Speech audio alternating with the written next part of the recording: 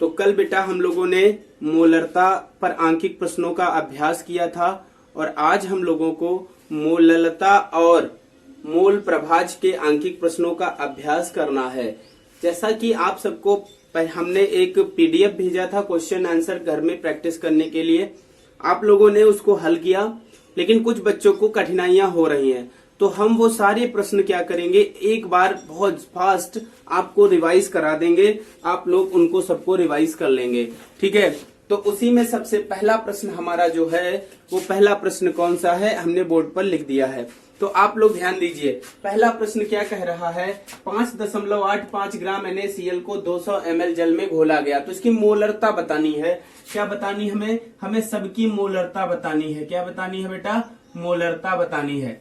ध्यान दीजिए हमने कैसे किया, मोलरता यहाँ पर भार W, तो भार W यानी सीधे भार W क्या, इसमें विलय, विलय क्या है, पहले तो बात आप विलय जान लो, तो विलय बेटा क्या है NaCl, तो NaCl का क्या है भार, और भार क्या होता है W, तो भार W बराबर है 5.85 ग्राम, और इसका अणुभार आपने लिखा होगा, तो इसका अणुभार जब आप निकालेंगे अणुभार M, तो अणुभार क्या होता है, सोडियम का 23 प्लस क्लोरीन का 35.5, दोनों को जोड़ देंगे तो 58.5 आएगा।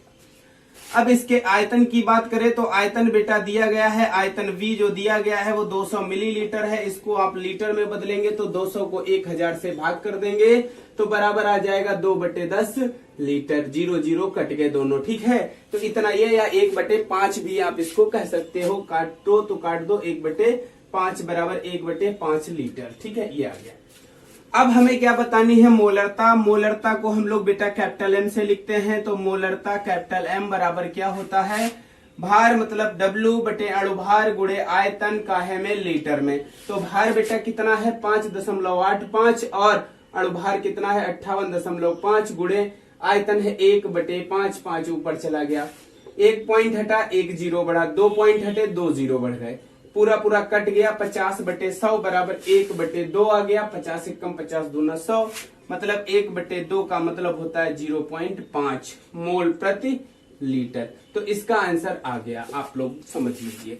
ऐसे ही आप लोगों ने इसको करके लगाया होगा। आपको समझ में आया या नहीं आया बेटा, बताओ, समझ में आ गया होगा। इसको कर लीजिए, फिर हम दूसरा प्रश्न आपको बताते हैं। अब ध्यान दीजिए अगला सवाल इसमें कौन सा है, अगला सवाल है 4 ग्राम, कौन सा है बेटा, ध्यान दीजिए, 4 ग्राम NaOH को 100 ml जल में घोला गया, तो इसका क्या है, इसमें विलय क्या है, विलय है NaOH, और NaOH का भार W बराबर 4 ग्राम, अणुभार इसका निकालेंगे 23 प्लस 16 प्लस 1 बराबर 40, आयतन V बराबर 100 ml है, 1000 से भाग करके लीटर में 0.1 लीटर। मोलरता का सूत्र होता है भार बटे अणुभार गुणे आयतन, लीटर में रखेंगे मान 1 मोल प्रति लीटर, इसका उत्तर आ जाएगा। इसको भी आप लोग कर लीजिए, उसके बाद हम अगला प्रश्न कराते हैं। अब तीसरा क्वेश्चन देखिए, तीसरा बेटा है 1.4 ग्राम नाइट्रोजन को 500 ml जल में घोला गया, इसकी मोलरता बतानी है। तो विलय क्या है, विलय हमारा N2 है, नाइट्रोजन का भार W बराबर 1.4 ग्राम, अणुभार M बराबर 14 गुणे 2, क्योंकि 1 का 14, 2 से 2 गुणा कर देंगे 28 आ गया। आयतन V बराबर 500 मिलीलीटर दिया गया, इसको लीटर में बदलेंगे, 500 को 1000 से भाग कर देंगे, 0.5 लीटर आ गया। और आपको मोलरता निकालनी, मोलरता कैपिटल M भार बटे अणुभार गुणे आयतन लीटर में, मान रख देंगे 14, 1.4/28, आप मान रख दीजिए 1.4/28, अणुभार आ गया, आयतन है 0.5, पॉइंट से पॉइंट कैंसिल, 14 दूनी 28, 5 दूनी 10, 1/10 बराबर 0.1 मोल प्रति लीटर आ गया उत्तर। ठीक है, इसका भी ये आ जाएगा, इसको भी फटाफट कर लीजिए, फिर आगे के सवाल हम करते हैं, आप इसको कर लेंगे। ध्यान दो बेटा, इस क्वेश्चन में सबको बहुत ज्यादा दिक्कत हुई, यहाँ वेट बाई वॉल्यूम दिया है, वेट बाई वॉल्यूम। ये क्वेश्चन 4th क्वेश्चन है, इसमें बहुत बच्चों को दिक्कत आई थी, इसको ध्यान से समझो। लिखा है 94% वेट बाई वॉल्यूम H2SO4 की मोलरता बताओ। ठीक है, 94% वेट बाई वॉल्यूम, तो जब वेट बाई वॉल्यूम दिया गया है तो पहली बात गिवन क्या है, दिया है, इस सवाल को ध्यान से समझो, दिया है बेटा, क्या दिया है, H2SO4 सोल्यूशन है, वो भी है 94% वेट बाई वॉल्यूम, और ये क्या है H2SO4 विलियन, यहां लिख देता हूं मैं, H2SO4 सल्फ्यूरिक अम्ल का ये विलियन है, क्या है ये विलियन। तो अगर हम विलियन मान लेते हैं, माना विलियन हमारा कितना है, माना विलियन हमारा बराबर 100 ml है, कितना ml है 100, तो 100 ml में 94% मतलब 100 में 94 ग्राम क्या घुला हुआ है। वेट बाई वॉल्यूम का मतलब होता है कि हम घटाते नहीं है, वेट बाई वेट होता है तो घट जाएगा, मतलब अभी आगे बताएंगे, अभी थोड़ा सा इसको समझ लो, क्योंकि एक साथ दो कॉन्सेप्ट देंगे तो फिर दिक्कत हो जाएगी। ध्यान से देखिए, माना विलय 100 ml है तो विलय बेटा कितना हो जाएगा, विलय, और विलय हमारा क्या है H2SO4, तो H2SO4 का भार कितना हो जाएगा, भार W बराबर कितना है 94% है तो 94 ग्राम, और इसका अणुभार अगर निकालोगे तो 98 इसका अणुभार आता है, ठीक है 98। अब बात आती है आयतन विलयन का, तो आयतन पता है, जब कभी भी याद रखना वेट बाई वॉल्यूम हो, वेट बाई वॉल्यूम, तो यहाँ जो नीचे दिया है वो वॉल्यूम ही है, मतलब 94 ग्राम है, वो प्रति 100 ml है, ठीक है, प्रति 100 ml है। लेकिन जब भारानुसार दिया गया होगा तब ऐसा नहीं होगा, वहां पर दूसरा कॉन्सेप्ट लगता है, ठीक। तो यहाँ पर आयतन हमारा 100 ml ही रहेगा, कितना रहेगा 100 ml। इसको लीटर में बदल लो तो 100 को बेटा तुम कितने से भाग कर दोगे, 1000 से भाग कर दोगे, बराबर 0.1 लीटर आ गया। अब आपको मोलरता बतानी है, मोलरता कैपिटल M बराबर होता है भार बटे अणुभार आयतन V लीटर में। भार कितना है, इसका भार है 94 और बटे कितना हो जाएगा 98 गुणे 0.1, मतलब 94 बटे 9.8। इसको जब हल करेंगे तो इसको हल करने पर उत्तर लगभग 9.59 मोल प्रति लीटर आ रहा होगा, ठीक है, इतना आ रहा होगा। प्रश्न इसमें जो उत्तर दिया गया है, इसमें उत्तर हमने दिया है इसका बेटा कितना दिया है 10.66, इसका उत्तर इसमें 10.66 दिया है, जो कि गलत है, ये उत्तर आएगा, ठीक है, ये उत्तर आएगा। इसको आप इस तरीके से हल कर लेंगे। और एक बात समझिए कि घनत्व D.1.4 दिया है, यहाँ पर घनत्व का कोई भी मतलब नहीं है, लेकिन अगर यहाँ से मोललता भी पूछता तो घनत्व की जरूरत हमें पड़ती और उसे हमें अप्लाई करना पड़ता। फिलहाल आपको ये समझ में आया होगा, कोई दिक्कत तो नहीं है, बताओ भाई, ठीक है। इसको आप हल कर लेंगे, एक बार फिर से समझ लो। 94% है तो विलयन 100 हो गया, प्रतिशत मतलब 100, विलय निकालेंगे तो भार यहाँ 94 और आयतन उसका अणुभार 98, आयतन 100 ml ही रहेगा। अगर वेट बाई वॉल्यूम है तो आयतन 100 रहेगा, कभी नहीं बदलेगा आयतन। अगर वेट बाई वेट होता तो आयतन हम निकालते कैसे, घनत्व बराबर द्रव्यमान बटे आयतन, आयतन बराबर द्रव्यमान बटे घनत्व से निकालते, और फिर करके हम इसको निकालते। तो उम्मीद करते हैं ये वाला आपको समझ में आया होगा। सभी को ये समझ में आया है या नहीं आया है, आ गया होगा। चलो हम अगले क्वेश्चन की ओर बढ़ते हैं। अब ये दूसरा क्वेश्चन देख लीजिए, इसी का क्वेश्चन नंबर बेटा ये आपके सामने है 5 नंबर का ये क्वेश्चन है। और 5 नंबर के क्वेश्चन में क्या है, करें 93%, फिर वेट बाई वॉल्यूम है, H2SO4 की मोलरता बताओ। ये बेटा वेट बाई वॉल्यूम है, इसीलिए वो थोड़ा आंसर वेरी कर रहे हैं। आप ध्यान दीजिए क्या होगा जब इसका करेंगे, तो वेट बाई वॉल्यूम है, घनत्व दिया, घनत्व का कोई यूज ही नहीं होगा यहाँ पर, सीधे वेट बाई वॉल्यूम है। तो मोलरता पूछे तब ये मोलरता पूछ रहा है इसलिए यूज नहीं है, मोललता पूछता तो इसका यूज पड़ता, ठीक है। तो H2SO4 विलय है, H2SO4 का बेटा भार कितना होगा, यहाँ 93%, तो 93 ग्राम, अणुभार इसका 98, आयतन वही है 100 ml, इसको लीटर में बदल लेंगे, 0.1 लीटर हो गया, और 0.1 लीटर फिर मोलरता का वही सूत्र, भार बटे अणुभार गुणे आयतन लीटर में। आप क्या करेंगे, भार कितना 93, अणुभार 98, आयतन 0.1, ये सब गुणा भाग करके जब निकालेंगे तो 9.48 मोल प्रति लीटर आएगा। इसमें भी शायद 10.46 लिखा है, लेकिन नहीं, आप इसी को आंसर करेक्ट मानोगे, यही है करेक्ट, ठीक है। तो इसको आप कर लेंगे, उम्मीद है ये आपको ये भी समझ में आया होगा। अब हम अगले क्वेश्चन की ओर बढ़ते हैं, फटाफट क्वेश्चन करते हैं। अब इस क्वेश्चन को आप लोग ध्यान से समझिए, ध्यान दीजिए, इस क्वेश्चन को ध्यान से समझिए बेटा, क्या होगा इसमें। हाँ, तो ध्यान दीजिए इस क्वेश्चन को कैसे हल करेंगे। ये थोड़ा सा क्वेश्चन डिफरेंट है, यहाँ पर जो यूज होगा, यहाँ पर इस घनत्व का प्रयोग किया जाएगा, क्योंकि यहाँ पर सवाल दिया है भारानुसार, यानी W/W दिया है। तो अब आप इसको करेंगे, इसको इस फार्मूले से भी लगा सकते हैं, मोलरता का डायरेक्ट बताए थे, x गुणे D गुणे 10/अणुभार m, इससे भी आप इसको हल कर सकते हैं। लेकिन पीछे जो हमने अभी सवाल बताया उसको आप बेटा इससे नहीं हल कर सकते हो, कारण यह है कि वहां पर दिया था W/V, इसलिए उसको दूसरे तरीके से, और वो बहुत आसान हो जाता है, ये थोड़ा सा टफ भी हो जाता है। तो आप समझ रहे होंगे कि यहां पर अब आप इस सूत्र को लगाकर भी हल कर सकते हो, लेकिन हम थोड़ा सा दूसरे मेथड से, जिस मेथड से हमने इस सूत्र का निगमन किया था उसी मेथड से इसको हल करेंगे। तो बेटा ये प्रतिशत है तो पूरे विलियन का भार मान लेंगे। माना विलियन का भार, देखो एक चीज समझो, W/V में मोलरता निकालना आसान होता है और W/W जब दिया हो तो मोललता निकालना आसान होता है। ये दोनों चीजें आसान होती हैं।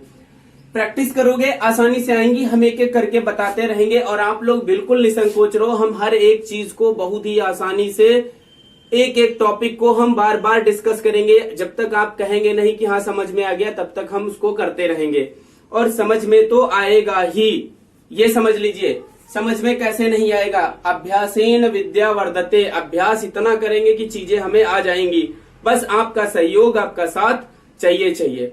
लॉकडाउन आप समझ रहे हैं कि ये बहुत ही घातक चीज है, समय का एक प्रकार से मिसयूज है। और एक चीज बता दूं, अभी आज की जानकारी मुझे प्राप्त हुई है कि यूपी बोर्ड अपने सिलेबस को कम करना चाह रहा है। तो सीबीएसई बोर्ड ने पहले से ही अपने सिलेबस में थोड़ी सी कटौती की है और ऐसा प्रेषित किया है सरकार के सामने कि हम ये करना चाहते हैं। अगर उन्होंने कह दिया तो ठीक है, वो अप्लाई हो जाएगा और जहां तक वो हो जाएगा उसके बाद हमारे यहाँ भी होगा, तो उसी हिसाब से हमारे यहाँ भी सिलेबस कम होगा, क्योंकि हम लोग भी एनसीईआरटी ही पढ़ते हैं। अब देखते हैं इनकी क्या जानकारियां मिलती हैं। तो आप ये मत सोचिएगा कि सिलेबस कम होने का मतलब है कि पूरा चैप्टर गायब हो जाएगा। पूरे चैप्टर, इंपॉर्टेंट चैप्टर्स गायब नहीं होंगे। कुछ जो चैप्टर ऐसे हैं जो पहले पढ़ चुके हो तुम लोग छोटे क्लासेस में, वो भले कम कर दिए जाएं, बाकी नहीं कम कर किए जाएंगे। एक बात और समझ लीजिए कि ये विलियन चैप्टर बहुत इंपॉर्टेंट है, इसको शायद ही घटाया जाए, इसको कम नहीं किया जाएगा, ये तो पढ़ना ही पड़ेगा। तो इसको आप लोग इस तरीके से मत पढ़िएगा कि शायद ये हमारा हट जाए तो इसको हम अभी पढ़ के क्या करें। तो ज्ञान कभी खराब नहीं जाता। पहली बात तो ये हटेगा नहीं, 90% मैं श्योरिटी के साथ कह रहा हूं, इसे नहीं हटाया जा सकता। फिर ये उत्तर प्रदेश में कुछ भी हो सकता है, असंभव नहीं है यहाँ पर। ठीक है, मैं जो एक बात बोल रहा हूं ये नहीं हटेगा जहां तक मेरा अनुमान है। तो इसी को ध्यान से पढ़ना है। जो कट किया है उसको मैं बताओगे आप लोग तो मैं पढ़ा दूंगा, नहीं तो उसको मैं खत्म नहीं पढ़ाऊंगा आगे। ठीक है, ध्यान दो फिलहाल। तो इसमें क्या करते हैं, माना हमने मान लिया बेटा, क्या माना विलियन का भार, माना विलियन का भार। तो विलियन का भार मान लेते हैं बेटा, पूरा 100 ग्राम है। 100 ग्राम हमारा विलियन है पूरा। भार बटे भार है तो सब 100 ग्राम में मानेंगे। तो इसमें बेटा जो H2SO4 है वो विलय है। इसका बताओ भार W कितना होगा? इसका 96% है तो 96 ग्राम आया। इसका अणुभार M बताओ कितना आता है? कितनी बार निकाल चुके हैं? 98। अब आपको यहां से विलियन का आयतन निकालना। घनत्व D दिया है, D बराबर 1.84 है। तो आपको विलियन का क्या निकालना पड़ेगा? आपको विलियन का आयतन निकालना पड़ेगा। और विलियन का जो आयतन निकालेंगे, आयतन बराबर क्या होता है? द्रव्यमान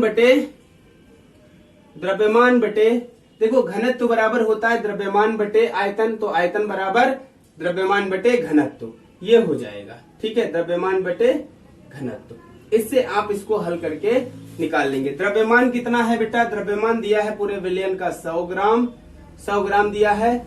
और घनत्व अगर आपको निकालना पड़ेगा तो घनत्व भी दिया है 1.84। इसको ऐसे रखेंगे। अब ये दिया गया है, ये पूरा जो भी आया है ये मिलीलीटर में आया है। अब कितने किसमें आया? ml में। इसको लीटर में बदलेंगे तो लीटर में बदलने के लिए इसको हमें 1000 से क्या करना पड़ेगा? 1.84। इसको 1000 से भाग करना पड़ेगा। 1000 से भाग, ये दशमलव हटा, 2 जीरो कट गए, ये 2 बढ़ गए, 2 से 3 ये कट गए, बराबर 10/184 ये आपका आया। तो हमें यहां से क्या निकालनी है? मोलरता। मोलरता बराबर क्या होता है? मोलरता बराबर होता है W/M, भार बटे अणुभार इंटू आयतन लीटर में। भार कितना है बेटा? भार बताओ। भार दिया गया है इसका 96, अणुभार है 98, दिखाई दे रहा है? दिखाई दे रहा है 98। आयतन कितना है? आयतन है 10/184, ऊपर चला जाएगा। इसको हल करेंगे, हल करने पर आपका उत्तर आ जाएगा। ठीक है, इसको हल करने पर 18.02 आंसर या 18.0 आ जाएगा, जो कि इसकी मोलरता होगी। इसको मोल प्रति लीटर में आप लिख लेंगे। कोई दिक्कत तो नहीं, ये समझ में आ गया होगा, उम्मीद करते हैं। अब हम लोग आज इतने क्वेश्चन थे, एक और बचता है, वो आप लोग हल कर लेंगे। उसको हल करिएगा, उसका उत्तर ना आए तो आप बताइएगा, तब हम आगे कराएंगे। ठीक है, तो चलो आज इतना। ये पिछले सिलेबस में सब जितना कल दिया था वो हो गया। अब आगे चर्चा करते हैं। तो बच्चों अब हम आगे अगले टॉपिक की ओर बढ़ते हैं और अगला टॉपिक हमारा है मोललता की गणना। तो अब हम लोग मोललता की गणना करेंगे कि मोललता किस प्रकार से ज्ञात की जाती है, उसके बारे में चर्चा करेंगे। एक बात ध्यान दो सभी लोग, मोललता में याद रखना विलय जो होगा, विलय वो भी ग्राम में दिया है और विलायक जो है, विलायक भी वो किस में दिया होगा, ग्राम में, और इसको हम 1000 से भाग करके किलोग्राम में बदलेंगे, तब जाकर हम ये वैल्यू पुट करेंगे और इस सवाल को हल करेंगे। ठीक है, तो चलो एक एक करके हम अभ्यास करते हैं और आज हम इस मोललता को पूरा मोल प्रभाज को खत्म करके कल से हम लोग विलयन के अगले भाग की ओर बढ़ेंगे। ठीक है, आज हम आंकिक प्रश्नों को समाप्त पूरी तरीके से करने की कोशिश करेंगे। तो मोललता की गणना की जाती है, ध्यान दीजिएगा सभी लोग। मोललता अगर हम ध्यान दें तो मोललता को हम स्मॉल m से रिप्रेजेंट करते हैं। मोललता बराबर होता है विलय के मोल। जो लोग पहली बार पढ़ रहे हैं, इससे पहले नहीं पढ़ा है, वो लोग इसको लिख लेंगे। विलय के मोल बटे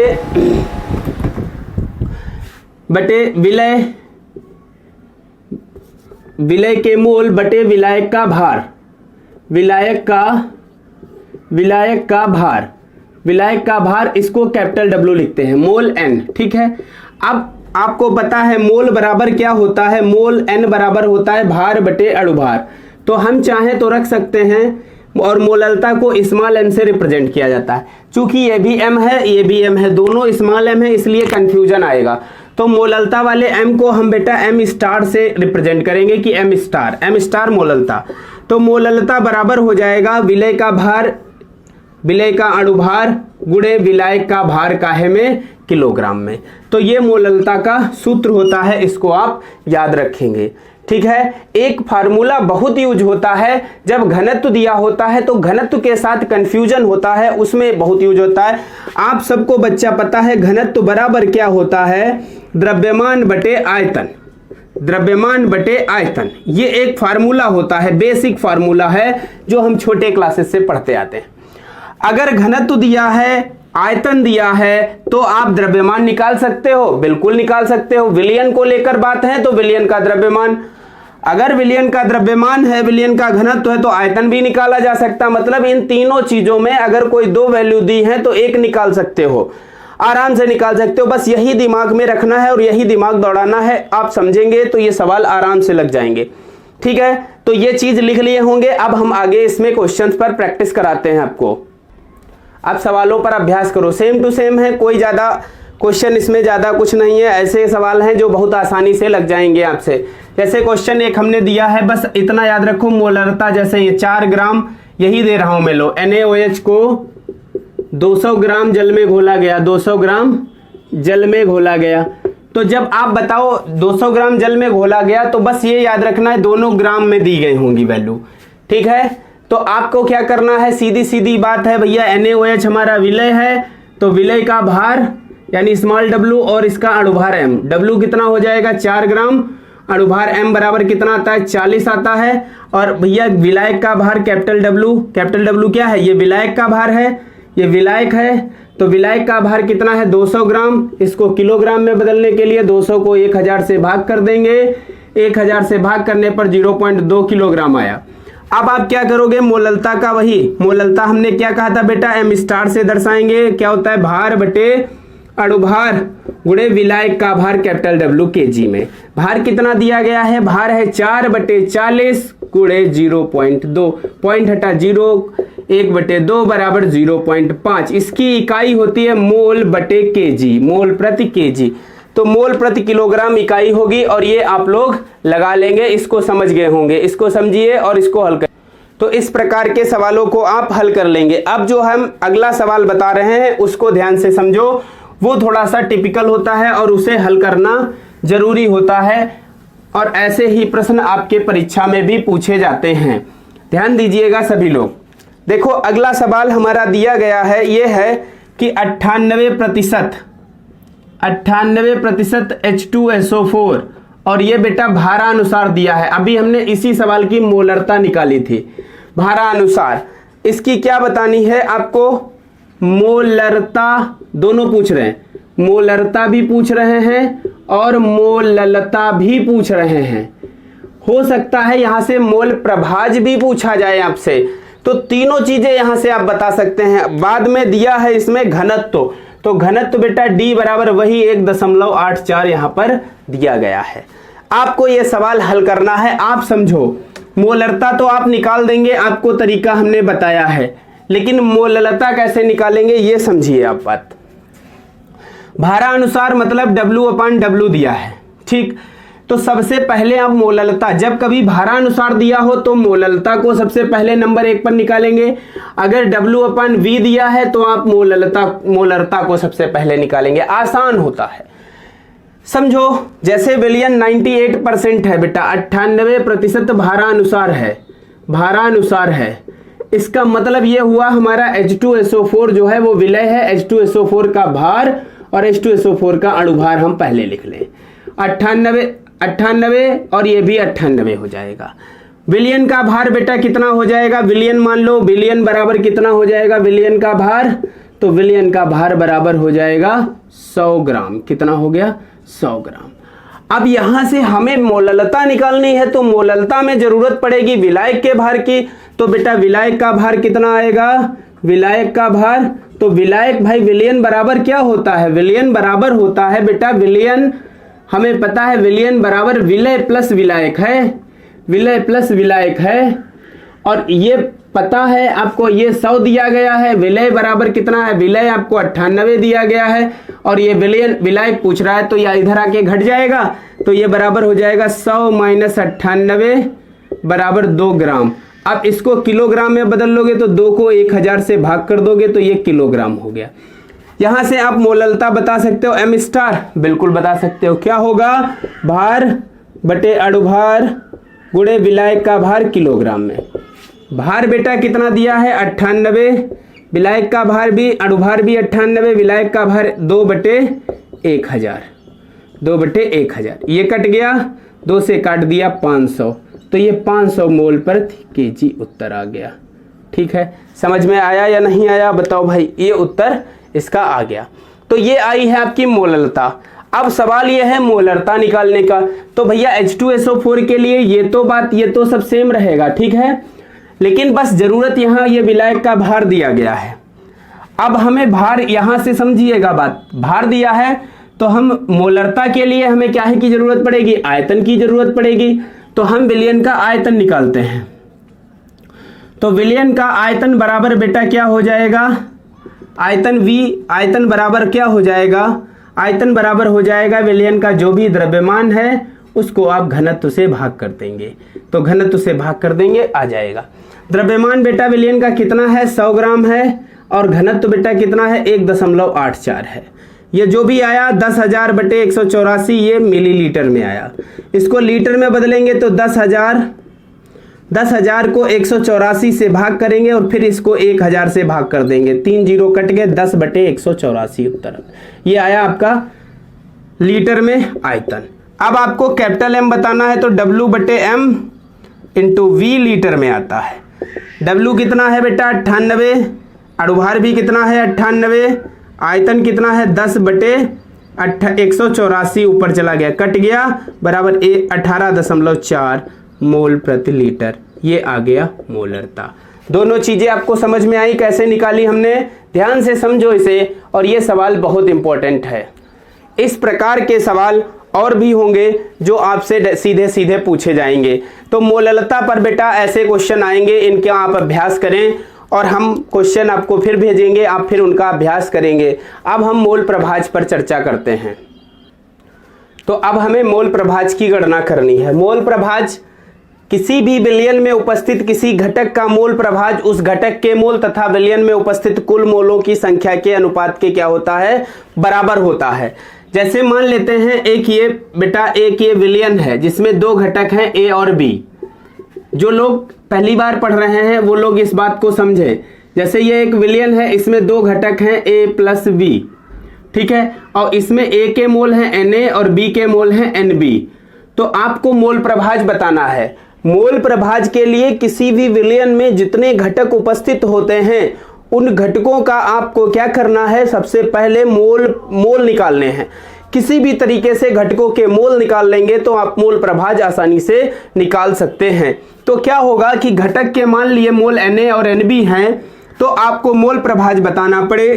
तो A का मोल प्रभाज बराबर क्या हो जाएगा, A का मोल प्रभाज XA बराबर हो जाएगा, जिस घटक का मोल प्रभाज निकाल ले उसके मोल, और बटे हो जाएंगे Na प्लस Nb मतलब कुल मोल, दोनों को जोड़ देंगे। इसी प्रकार B का मोल प्रभाज निकालना पड़े तो B का मोल प्रभाज बराबर हो जाएगा, ऐसे XB लिखोगे Nb बटे Na प्लस Nb, मतलब आपको जिस घटक का मोल प्रभाज निकालना होता है उस घटक के मोल तथा कुल मोलों की संख्या के अनुपात के क्या होता है, ये बराबर होता है। ठीक है, अब हम आपको एक उदाहरण देते हैं, आपको मोल प्रभाज बताना। जैसे क्वेश्चन नंबर 1 ये कह रहा है कि आपसे कहा गया कि 14 ग्राम नाइट्रोजन को 18 ग्राम जल में घोला गया, दोनों का मोल प्रभाज बताओ, दोनों घटकों का। यहां मैं एक बात और बता रहा हूं, याद रखना, किसी भी विलयन में जितने घटक होते हैं उन सभी घटकों के मोल प्रभाजों का योग, जैसे इसमें 2 घटक XA प्लस XB हैं, तो इनका बेटा योगफल हमेशा बराबर कितना होता है, 1 होता है। किसी विलयन में 2 या 2 से अधिक घटकों के मोल प्रभाजों का योग सदैव 1 होता है, और एक घटक का मोल प्रभाज 1 से कम आएगा, 1 से क्या आएगा, कम आएगा। ठीक है, तो अब आप समझो, जैसे 14 ग्राम नाइट्रोजन को 18 ग्राम जल में घोला गया है, तो आपको पहला काम है दोनों के अलग अलग मोल निकालना। ये सवाल है, इसमें दोनों के मोल प्रभाज हमें बताने हैं, हमारा उद्देश्य है मोल प्रभाज बताओ। मोल प्रभाज की गणना लिखा है ऊपर। तो सबसे पहले मोल प्रभाज निकालने के लिए सबसे पहले हमें मोल निकालने होंगे। क्या निकालने होंगे, मोल। तो चलो सबसे पहले मोल निकालते हैं। तो अब हम क्या लिखेंगे, नाइट्रोजन के मोल, मतलब मोल, नाइट्रोजन के मोल, N2 के मोल। तो बेटा N2 के मोल इतना लंबा लिखने की बजाय से स्मॉल n लिखो और N2 लिखो, मतलब ये N2 के मोल बराबर होता है बेटा भार बटे अणुभार, और किसका, ऐसे ब्रैकेट के बाहर N2। भार इसका कितना है, 14, इसका अणुभार 28 आएगा नाइट्रोजन का, बराबर 14 दूनी 28, 1/2 बराबर 1/2 आया, 1/2 बराबर 0.5 मोल आए। कितना है, 0.5 मोल। अब जल के मोल बेटा H2O के मोल निकालना है आपको, तो H2O के मोल निकालो, H2O के मोल, फिर ऐसे N लिखो, H2O लिखो, बराबर W/M मतलब भार बटे अणुभार, और जल H2O। इसका कितना है, जल का भार 18, अणुभार कितना होता है, 18 ही होता है इसका भी, बराबर कितना आ जाएगा, 1 मोल आ गया। कितना आ गया, 1 मोल। अब आप बताइए आपको क्या करना है, मोल प्रभाज बताना है। तो यहां हेडिंग डाल लो ऐसे, मोल प्रभाज, और मोल प्रभाज किसका बताना है, जैसे पहले x N2 लिख दो, तो हमें N2 के मोल लिखने होंगे, बटे N2 प्लस NH2O, दोनों को जोड़ देना है। तो N2 के मोल है 0.5, और बटे कितना है, 1 प्लस 0.5 बराबर कितना आ गया, बराबर आ गया 0.5 बटे 1.5, मतलब कट गया, बराबर 1/3 आया। ठीक, ये समझ में आया या नहीं आया? तो उम्मीद करते हैं ये आप लोगों को समझ में आया होगा। इसी प्रकार अब आप किसका निकालेंगे, इसी प्रकार अगर आप अगला निकालना चाहें तो किसका निकालेंगे, H2O। तो बेटा H2O के मोल ऊपर रख दीजिए, NH2O अपान NH2O प्लस NN2।